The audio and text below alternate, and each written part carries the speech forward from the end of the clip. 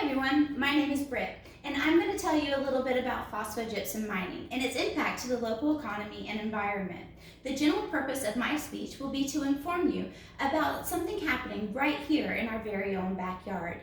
After hearing my speech, I hope you will know more about phosphogypsum mining and feel more educated about the consequences it's having on our environment. Phosphogypsum mines are a vital part of the sustainability of the American agricultural industry. However, the rewards may not be outweighing the consequences any longer. On April 4th, 2021, the Governor Ron DeSantis declared a state of emergency for Manatee and its surrounding Hillsborough and Pinellas counties due to the gypsum stack failure at Piney Point.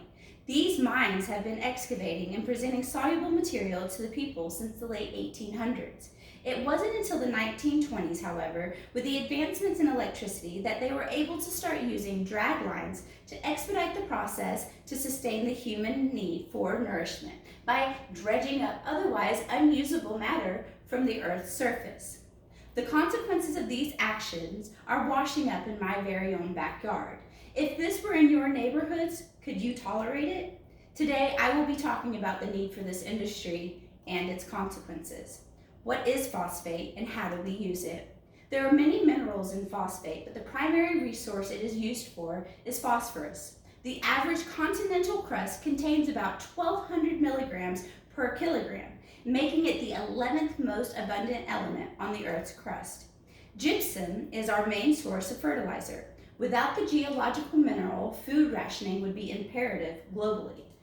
Other less common uses, but still very impactful, are chemicals, building materials, household cleaners, detergents, and believe it or not, for direct consumption in our food preservatives. What are phosphogypsum mines? There are 27 phosphate mines in Florida, covering well over 450,000 acres. 25 to 30% of these sites are wetlands or surface waters.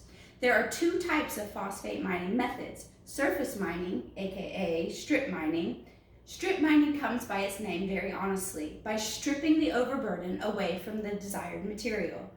The method of mining affects far wider area, covering, leveling, and raising more ground drastically. It also advances the degradation of the environment, causing dust plumes and land erosion. Unfortunately, most phosphate rock is recovered through surface mining. Subsurface mining is the other method and is much less practiced. It is the practice where overlying rock is left behind.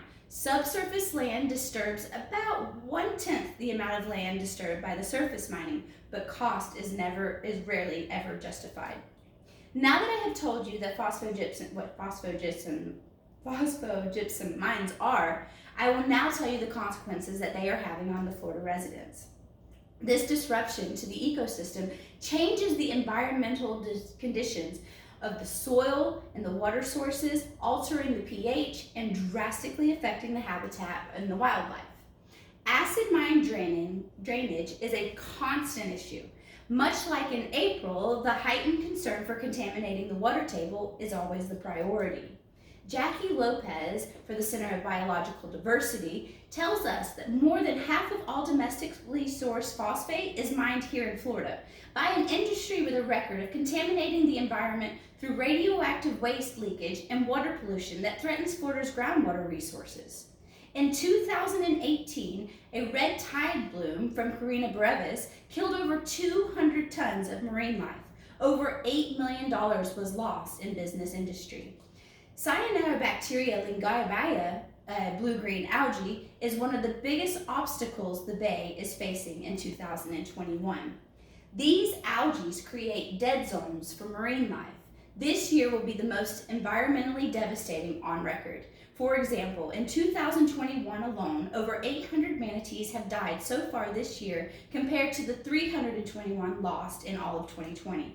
Karen Bell, a local fisheries owner, told Fox 10 News that coastal harvest was down 75% due to the red tide in 2018. I hate to imagine what that means for our numbers this year. We have discussed what phosphate is and what phosphate mining is, why it's important from food production, household chemicals, to the economic benefits that mining provides to the area. We have discussed the various methods that they use for phosphogypsum mining, from strip mining to subsurface mining. We have also discussed the real ecological dangers that are inherent with phosphogypsum mining, highlighting several recent and catastrophic incidents in our area, including fish kills, damage to tourism, our environment, and our economy. I do not believe that phosphate mining should be stopped, as it is a necessary component of our global food supply. And with proper management and oversight, it is a benefit to our local Florida economy and to the whole world as a whole.